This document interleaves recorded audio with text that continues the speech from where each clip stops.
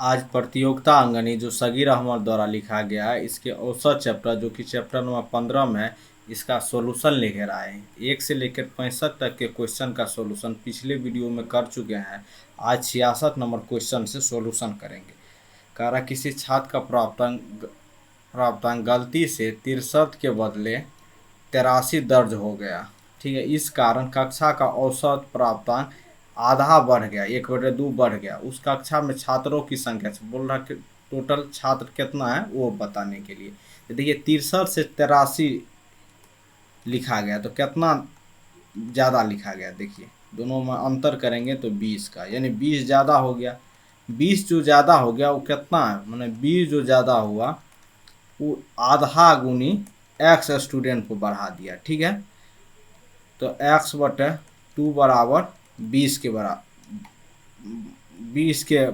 बराबर हो गया। तो x का वैल्यू कितना हुआ, 20 गुनी 2, यानी 40 गो विद्यार्थी था, जो कि ऑप्शन नंबर 1 में है। ठीक है, चलिए अगले सवाल पे। कह रहा है इतिहास की परीक्षा में संपूर्ण कक्षा का औसत 80 था। टोटल ओवरऑल औसत 80 होना चाहिए। यदि 10% विद्यार्थियों ने 95 अंक प्राप्त किए, 10% विद्यार्थी जो है वो 95 अंक प्राप्त किए। ठीक है, 95% या 95 अंक। ठीक है, एवं 20% विद्यार्थी ने 90 अंक प्राप्त किए। ठीक है, तथा बाकी विद्यार्थियों ने अंकों का औसत कितना था, बाकी कितना विद्यार्थी, 10 और 20 को जोड़े 30, 100 में 70% बच गया। ठीक है, देखिए 80 होना चाहिए, ये 95 है तो कितना ज़्यादा हुआ 15, और 10% है तो 15 गुनी 10, यानी ये 150 ज़्यादा कर लिया। ठीक है, हमको 80 चाहिए लेकिन 95 लाया। यहाँ पे 80 चाहिए लेकिन 90 लाया, तो 10 ज़्यादा हो गया और 20%, यानी 10 गुनी 20, यानी 200 ज़्यादा हो गया। तो टोटल ज़्यादा कितना हो गया, दोनों को जोड़ देंगे यानी 350। यहाँ पे कितना कम करे तो x कम होना चाहिए, तब नहीं ये दोनों बराबर होगा। यानी 350 बराबर प्लस 70 गुनी -x बराबर 0 होना चाहिए, तब 80 हो जाएगा। तो 350 बराबर -70x बराबर 0, तो 70x बराबर हो जाएगा 350।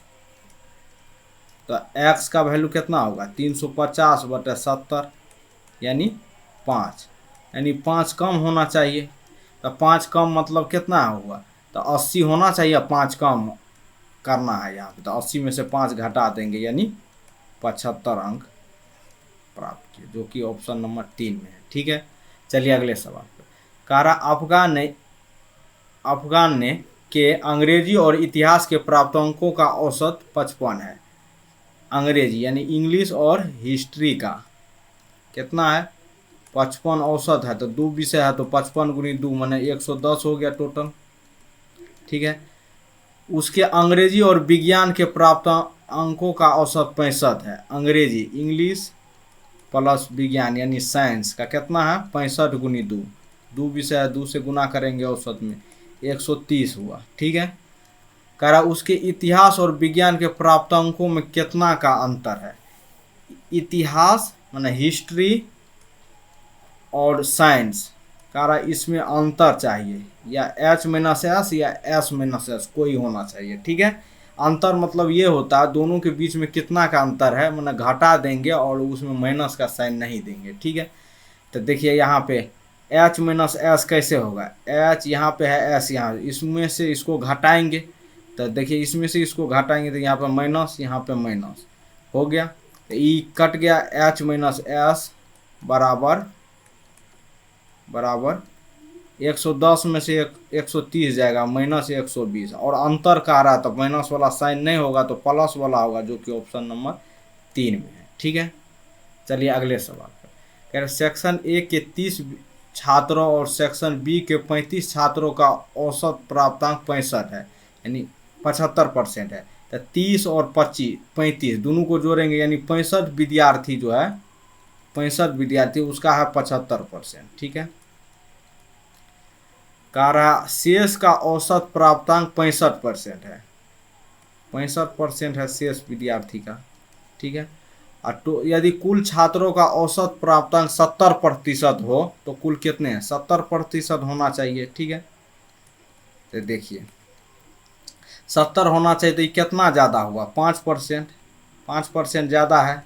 और कितना विद्यार्थी है, 65, तो 65 से गुना कर देंगे यानी 325 ज़्यादा हो गया। और देखिए यहाँ पे 65 है, 70 होना चाहिए, 5 कम है, तो ये 5 कम है। तो कितना विद्यार्थी का होना चाहिए, तो x विद्यार्थी का, तो -5x प्लस 325 दोनों का वैल्यू 0 होना चाहिए, तब 70 हो जाएगा। तो यहाँ पे आप देखिए, तो 325 बराबर -5x, इस साइड जाएगा +5x, तो x बराबर होगा 325/5 यानी 65, जो कि ऑप्शन, तो 65 यहाँ पे होगा। ई भी विद्यार्थी की संख्या 65 होगा। तो टोटल कुल कितने छात्र हो गया, तो 65 इस साइड और 65 इस साइड, यानी टोटल 130 छात्र हो गए, जो कि ऑप्शन नंबर 1 में है, ठीक है। चलिए अगले सवाल, कह रहे ए बी सी का औसत भार 84 किलोमीटर है। ए बी और सी का औसत भार 84 किलोग्राम है।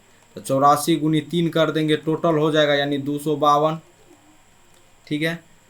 डी को मिलाने से चारों का भार 80 किलोग्राम हो जाता है। डी को मिलाने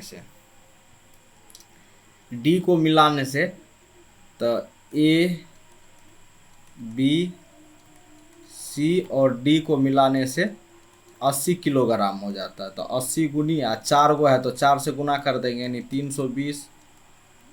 इससे क्या हुआ, दोनों को अगर गैपिंग करेंगे तो डी का वैल्यू निकल जाएगा। तो डी का कितना हो गया, दोनों को घटाएंगे तो 68 हो जाएगा, ठीक है। तो कह रहा है यदि ए के स्थान पर ई को मिला दिया जाए तो बी सी डी ई का औसत भार 79 किलोमीटर हो जाता है। बी सी डी और ई का 79 किलोग्राम हो जाता था। 4 है तो 4 से गुना कर देंगे यानी 9 चौके 36 हासिल 3, 28 3 31 यानी 316 किलोग्राम हो जाता है। तो कह रहा है कि ई का भार डी से 3 किलोग्राम अधिक है, यानी ई का भार डी से, यानी ई माइनस डी बराबर 3 है वैल्यू।